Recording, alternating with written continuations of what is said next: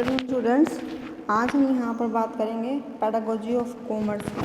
इसका very first question है जो हमें यहाँ पर डिस्कस करना है, meaning, nature and scope of accounting and business studies. ये बहुत ही इंपॉर्टेंट क्वेश्चन है और आप सब कॉमर्स के स्टूडेंट हो और आप लोगों के लिए मुश्किल नहीं है, बहुत ही ईजी सा क्वेश्चन है ये। तो इसको हम स्टार्ट करते हैं। सबसे पहले हम बात करेंगे कि जो टर्म्स हम यहाँ पर यूज़ करते हैं, बुक्स कीपिंग है, अकाउंटिंग है, इनका मीनिंग क्या है। आप सबको पता होगा कि बुक कीपिंग किससे कहते हैं, अकाउंटिंग टर्म्स क्या हैं। ये सब ऑलमोस्ट सेम सी टर्म्स हैं और इनको हम सिनोनिम्स के रूप में भी बहुत बार यूज़ कर लेते हैं, बट इनके अंदर थोड़ा थोड़ा डिफरेंस होता है। और यहाँ पर हम एक बात ध्यान रखते हैं कि जितनी भी ट्रांजैक्शंस यहाँ पर हमने करनी है वो सारी बिजनेस से लिंक्ड ट्रांजैक्शंस जो हैं वो होनी चाहिए। जो जो ट्रांजैक्शंस बिजनेस में हो रही है,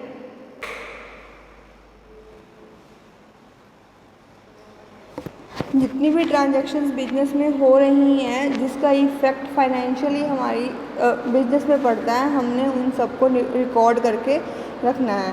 हम यहाँ पर अब बात करते हैं डेफिनेशन ऑफ अकाउंटिंग की। अकाउंटिंग की डेफिनेशन क्या है? Accounting is the art of recording and summarising in a significant manner and in term of money transactions and events which are in part at least of a financial character and interpreting the result। इसको थोड़ा ध्यान से समझो, क्या है ये accounting? क्या एक आर्ट है कि जब हम किसी भी बिजनेस की बुक्स को मेंटेन करते हैं, हम यूं ही उसको मेंटेन नहीं रख सकते, उसके लिए कुछ नॉर्म्स हैं और कुछ एक मैनर है जिसमें हमें उनको फॉलो करना पड़ता है। तो अकाउंटिंग क्या है? Accounting is the art of recording and summarising in a significant manner, कि जितने भी ट्रांजैक्शंस हैं, रिकॉर्ड है, इवेंट है, हमने उनको सिग्निफिकेंट मैनर में रिकॉर्ड करके रखना है, ठीक है, जो कि एक फाइनेंशियल ईयर से हमारे लिए लिंक्ड होंगे। जो फाइनेंशियल ईयर से लिंक नहीं होंगे, मीन्स करंट ईयर से लिंक नहीं होंगे, उनको हम उस साल की बुक्स के अंदर एंट्री नहीं करेंगे। वो जिस साल से लिंक्ड हैं उसी साल में उनकी ट्रांजैक्शंस जो हैं वो की जाएंगी। देन हम बात करते हैं स्टेजेस क्या हैं। Stages of accounting cycle. सबसे पहले आपको पता है कि जर्नल जो है एंट्रीज की जाती है, जर्नलाइजेशन की जाती है, रोजनामचा के अंदर हम इसकी प्रविष्टियाँ करते हैं। देन लेजर के अंदर पोस्टिंग करते हैं कि जो चीज़ें हमने जर्नल में चढ़ा दी फिर हम कहाँ चढ़ाएंगे उसको? लेजर में। फिर लेजर का हम बैलेंसिंग करेंगे कि दोनों जो साइड्स हैं उसकी वो इक्वल आनी चाहिए। Then trial balance. Then position statement, हम पोजीशंस निकालेंगे, हम चेक करेंगे कि बैलेंस शीट में और प्रॉफिट एंड लॉस अकाउंट में कितना कुछ आ रहा है, वो हमने वहाँ पर चेक करना है। देन हम बात करेंगे analysis and interpretation of results, कि वहाँ पर हमने एनालाइज करना है और अपने रिजल्ट को इंटरप्रेट करना है, कि मीन्स कि वहाँ पे हमें अपनी बुक्स को चेक करना है कि हमें प्रॉफिट हो रहा है या लॉस हो रहा है, ठीक। अब हम टर्म करते हैं अकाउंटेंसी। अकाउंटेंसी है क्या? The practice and art of the science of accounting, कि अकाउंटिंग की प्रैक्टिस करना, उसको ही हम क्या बोलते हैं? अकाउंटेंसी बोलते हैं। इसका एक कुछ प्रोसेस है, जैसे कि आइडेंटिफाइंग द बिजनेस ट्रांजैक्शंस, कि हमें सबसे पहले बिजनेस की ट्रांजैक्शंस को आइडेंटिफाई करना है। देन रिकॉर्ड करना है ट्रांजैक्शंस, कि जितनी भी ट्रांजैक्शंस बिजनेस से लिंक्ड हैं हमने उनको रिकॉर्ड करना है। फिर हम उनको क्लासीफाई करेंगे, देन समरी करेंगे बिजनेस ट्रांजैक्शन की, और लास्ट में हमने इंटरप्रेट करनी है ट्रांजैक्शंस को। होप कि इतना समझ में आ गया होगा। पहले हमने क्या बात की? पहले हमने इंट्रोडक्शन दी अकाउंटेंसी की, अकाउंटेंसी की होती क्या है, फिर हमने उसकी डेफिनेशंस लिखी। देन हमने साइकिल किया कि कैसे कैसे एंट्रीज होंगी। पहले हम जनरल एंट्रीज करेंगे, फिर हम लेजर में पोस्टिंग करेंगे, फिर हम लेजर का बैलेंसिंग करेंगे, फिर ट्रायल बैलेंस में हमने पोस्टिंग करनी है, फिर पोजीशन स्टेटमेंट हमने चेक करनी है। देन हमने एनालिसिस और इंटरप्रेट करना है रिजल्ट को। अब हम बात कर रहे हैं कि अकाउंटेंसी है क्या। अकाउंटेंसी क्या है? The practice and art of the science of accounting, कि अकाउंटिंग करने की जो प्रोसेस है, प्रैक्टिस है, उसको हम क्या बोलते हैं? अकाउंटेंसी बोलते हैं। इसका प्रोसेस है कि सबसे पहले हमें आइडेंटिफाई करनी पड़ेंगी बिजनेस ट्रांजैक्शंस को, फिर रिकॉर्ड करनी पड़ेंगी हमें ट्रांजैक्शंस, फिर क्लासीफाई करनी पड़ेंगी हमें बिजनेस ट्रांजैक्शंस, फिर हमें समराइज़ करना है और लास्ट में हमने इंटरप्रेट करनी है ट्रांजैक्शंस को। देन हम बात करते हैं स्कोप। स्कोप कह सकते हो आप, ब्रांचेस कह सकते हो कि क्या क्या ब्रांचेस हैं, क्या क्या स्कोप है। सबसे पहला फाइनेंशियल अकाउंटिंग, कि जब भी हमने फाइनेंस से बात करनी है, ट्रायल बैलेंस है, हमारी लेजर बुक्स हैं, हमारी ट्रेडिंग अकाउंट है, प्रॉफिट एंड लॉस अकाउंट है, कि उनके अंदर ट्रांजैक्शंस करनी है, मींस कि फाइनेंस के साथ हमने ट्रांजैक्शंस करनी है, तो उसकी एक अलग से ब्रांच बन जाती है, अलग से स्ट्रीम बन जाती है। आप लोग देखते हो कि जब आप वो एमकॉम करते हो या एमबीए करते हो तो फाइनेंस में करते हो, किस में करते हो, तो पूरी की पूरी एक अलग से स्ट्रीम, अलग से ब्रांच निकल कर आती है। देन आता है कॉस्ट अकाउंटिंग। कॉस्ट अकाउंटिंग क्या है, जैसे कि जब आप कोई मैन्युफैक्चरिंग करते हो तो आपको एक पर यूनिट की अपनी कॉस्ट निकालनी पड़ती है, उसके बाद आप ब्रेक इवन पॉइंट देखते हो, फिर आपका प्रॉफिट देखते हो कितना निकलता है, फिर आपने अपनी कॉस्ट देखनी है, आपने आउटफ्लो देखना है, तो ये सारा कुछ जो है आप अपनी चेक करोगे तो आपको एटलीस्ट आपके एक प्रोडक्ट की कॉस्ट जो है वो पता होनी चाहिए कि कितनी कॉस्ट जो है वहाँ पर आती है। देन है हमारे पास मैनेजमेंट अकाउंटिंग, कि यहाँ पर आपने मैनेजमेंट्स को ट्रेन करना है, मैनेजमेंट को सारी इन्फॉर्मेशन आपने प्रोवाइड करानी है। मैनेजर अगर उसके पास पूरी की पूरी बिजनेस की इन्फॉर्मेशन होगी तभी वो जो है अपने आगे की प्लानिंग कर सकता है, पॉलिसीज़ बना सकता है। तो ये भी एक अलग से स्ट्रीम है, इसका स्कोप है, अलग से ब्रांच हम इसको कह सकते हैं निकली हुई है। उसके बाद टैक्स अकाउंटिंग, कि आपको टैक्स के साथ मैनिपुलेशंस करनी है, कि हर एक बिजनेसमैन चाहता है कि वो कम से कम टैक्स पे करे और जो गवर्नमेंट के स्लैब्स हैं, स्लोप्स हैं, उसके अंडर वो मत आए, ना आए। तो बहुत सारी डिडक्शंस हैं, बहुत सारी ऐसी एक्टिविटीज़ हैं कि जिससे एक बिजनेसमैन अपना टैक्स जो है वो सेव कर सकता है।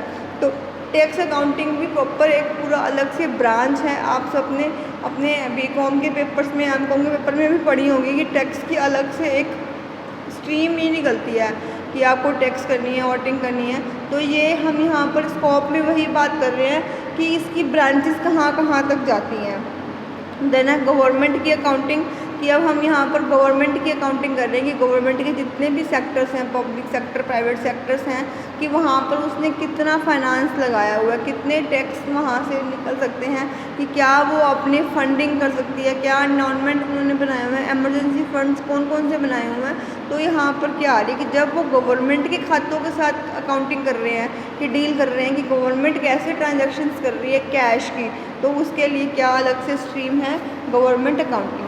लास्ट है हमारे पास सोशल रिस्पॉन्सिबिलिटी अकाउंटिंग। इसमें क्या होगा कि जब हम एक बिजनेसमैन बिजनेस करता है तो वो अकेला बिजनेस अपने लिए नहीं करता, वो सोसाइटी को भी साथ में इन्वॉल्व करके चलता है, क्योंकि बिजनेस करना कहाँ पर है, सोसाइटी में करना है। बिजनेस को प्रमोट कहाँ करेगा, सोसाइटी में करेगा, चलाएगा कौन, सोसाइटी के लोग। तो कुछ रिस्पॉन्सिबिलिटी टूवर्ड सोसाइटी भी बनती है बिजनेसमैन की। तो यहाँ पर हमको वो चेक करना है कि कौन कौन सी ऐसी सर्विसेज हैं, कौन कौन सी ऐसे बेनिफिट्स हैं जो सोसाइटी को एक बिजनेसमैन प्रोवाइड कर सकता है। ठीक, इसके बाद हम बात करेंगे कि एडवांटेजेस क्या हैं, क्यों हम अकाउंटिंग करेंगे, क्यों हमने अपनी बुक्स रखनी है, क्यों हम एक ऑडिटर या एक अकाउंटेंट हम अपने लिए अलग से बिजनेसमैन जो है वो हायर करते हैं, क्यों करते हैं। क्योंकि 3 तरह के लोगों को इफ़ेक्ट पड़ता है इसका, जैसे कि एक खुद बिजनेसमैन को क्या बेनिफिट होने वाला है, गवर्नमेंट को क्या बेनिफिट होने वाला है, और जो उसके एम्प्लॉयज़ हैं उसको क्या बेनिफिट होने वाला है अकाउंटेंसी की डिटेल रखने से, इन्फॉर्मेशन को रखने से। जैसे कि अब बिजनेसमैन को क्या होगा कि businessman each and every record जो है, ट्रांजैक्शन का रिकॉर्ड, वो अपनी बुक्स के अंदर रख सकता है। मनी की टर्म में जितनी भी ट्रांजैक्शन हुई हैं वो अपनी बुक्स के अंदर उसको रिकॉर्ड करके रख सकता है। देन एक बहुत इम्पोर्टेंट चीज़ है कि बिजनेसमैन हर एक एंट्री को माइंड में याद नहीं रख सकता। तो इसको हम कॉम्प्लीमेंट्री टू मेमोरी भी कह सकते हैं कि मेमोरी के अंदर इतना नहीं है कि वो सब कुछ ट्रांजैक्शन जो है वो सेव करके रख सके, लेकिन अगर बुक्स के अंदर वो एंट्री होंगी तो वो लॉन्ग टाइम तक रिटेन रहती हैं और मेमोरी में हमें सेव करने की ज़रूरत नहीं होती। फिर प्रोवाइड इन्फॉर्मेशन, कि उसने इन्फॉर्मेशन प्रोवाइड करनी होती है गवर्नमेंट को, सोसाइटी को, खुद को, तो उसके लिए भी वो क्या करता है, अपनी इन्फॉर्मेशन को रिकॉर्ड करके रखता है। देन आ रहा है अवेलेबिलिटी ऑफ नेट रिज़ल्ट। अब उसको नेट प्रॉफिट चाहिए कि उसको एक फाइनेंशियल ईयर में कितना प्रॉफिट हुआ है, तो सिर्फ बुक्स के अकाउंटिंग के माध्यम से ही वो जान सकता है कि उसको कितना प्रॉफिट हुआ है, कितना लॉस हुआ है। Then knowledge of financial position, अगर उसको अपनी पोजीशन भी जाननी है तो वो मुँह ज़बानी नहीं कह सकता कि मुझे आज 1 करोड़ का फ़ायदा हुआ है, इस साल में 2 करोड़ का फ़ायदा हुआ है। जब तक कि वो चीज़ बुक्स के अंदर नहीं लिखी जाएगी तब तक उसकी एक्चुअल पोजीशन का कोई भी नहीं बता पाएगा। तो अगर उसको अपनी फाइनेंशियल पोजीशन बतानी है तो उसको अपनी रिकॉर्ड को मेंटेन करके रखना पड़ेगा, अपनी बुक्स को मेंटेन करके रखना पड़ेगा। देन आ रहा है कंपैरेटिव स्टडी। एक बिजनेसमैन कंपेयर कर सकता है कि लास्ट ईयर कितना प्रॉफिट था, इस साल कितना प्रॉफिट है, या नेक्स्ट ईयर उसके क्या प्लान होंगे। तो वो सिर्फ रिकॉर्डिंग में रखी हुई बुक्स में एंट्री की हुई है, ट्रांजैक्शंस की हुई हैं, तभी रख सकता है, अदरवाइज़ वो नहीं रख सकता। देन आ रहा है कि गवर्नमेंट को क्या फ़ायदा है। गवर्नमेंट देख पाएगा कि किस बिजनेस को लाइसेंस प्रोवाइड करना है, किस बिजनेस से कितना टैक्स वो रिट्रीव कर सकता है, किस किस के ऊपर कौन कौन से लॉज जो हैं, कमर्शियल लॉज जो लगे हुए हैं, किन किन के ऊपर वो इम्प्लीमेंट हो सकते हैं। तो गवर्नमेंट भी जो है उसकी आइज़ भी बिजनेसमैन के ऊपर होती है। तो वो बहुत ये इन्फॉर्मेशन जो उसकी बुक्स में होंगी, जो उसकी पासबुक में एंट्रीज होंगी, उन्हीं के ऊपर जो है गवर्नमेंट अपना नेक्स्ट स्टेप जो है उठा सकता है। दैन एम्प्लॉयज़ को क्या बेनिफिट है। एम्प्लॉयज़ देख पाएंगे कि बिजनेस ग्रो कर रहा है तो वो अपनी सैलरी में इंक्रीमेंट, अपना बोनस इस तरीके से डिमांड कर पाएंगे। और अगर बिजनेसमैन देख रहा है कि इतना फ़ायदा नहीं हो रहा और मैंने एक्स्ट्रा एम्प्लॉयज़ रखे हुए हैं, तो उनको कंट्रोल करने के लिए भाई किस किस को हमने हटाना है, किसको हमने और लगाना है, तो ये सारी चीज़ें भी बिजनेसमैन जो है वो अपनी रिकॉर्डिंग की हुई बुक्स के अंदर से ही देख पाएगा। अगर उसकी पोजीशन अच्छी चल रही है तो वो एक आधा एम्प्लॉय एक्स्ट्रा भी रख सकता है। अगर उसकी पोजीशन अच्छी नहीं चल रही है तो जो कितने कम में उसका गुजारा हो सकता है वो उतना सोचेगा कि इस एम्प्लॉय को भी हटा दिया जाए तो इतना खर्चा जो है उसका बच जाएगा। होप कि आपको अकाउंटेंसी के बारे में पता लग गया होगा। हमने यहाँ पर मीनिंग, नेचर और स्कोप के बारे में बात की है। अब हम बात करते हैं कि बिजनेस स्टडीज़ क्या है, बिजनेस क्या है। जैसा कि आपको पता ही है कि बिजनेस में क्या होती हैं, इकोनॉमिक एक्टिविटी और नॉन इकोनॉमिक एक्टिविटीज़ को हम काउंट कर रहे हैं। थोड़ा सा स्पीड अप इसलिए रखा हुआ है ताकि रिवीजन सीरीज़ है, वीडियो लंबी ना बने, ताकि आप लोग आराम से समझ कर सकें। और बहुत ईजी सा क्वेश्चन है, +1 से स्टार्ट हो जाता है अकाउंटेंसी और बिजनेस।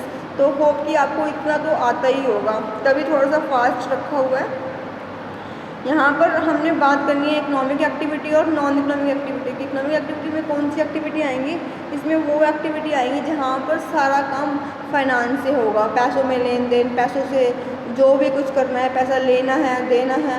तो जहाँ पर पैसा आ रहा है वहाँ पर हम उसको बात करेंगे कि इकोनॉमिक एक्टिविटीज़ है।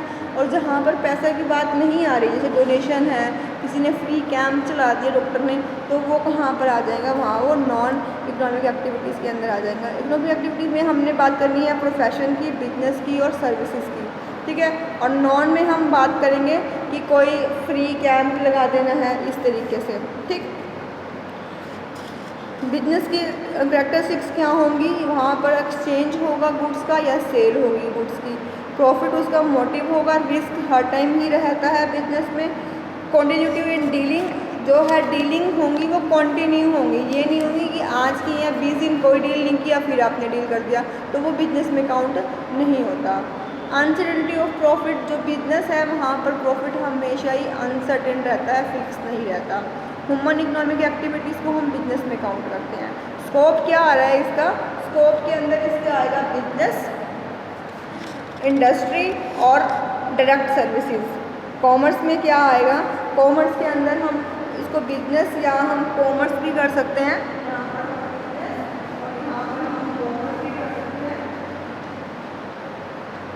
यहाँ पर आएगा ट्रेड और यहाँ पर आएगा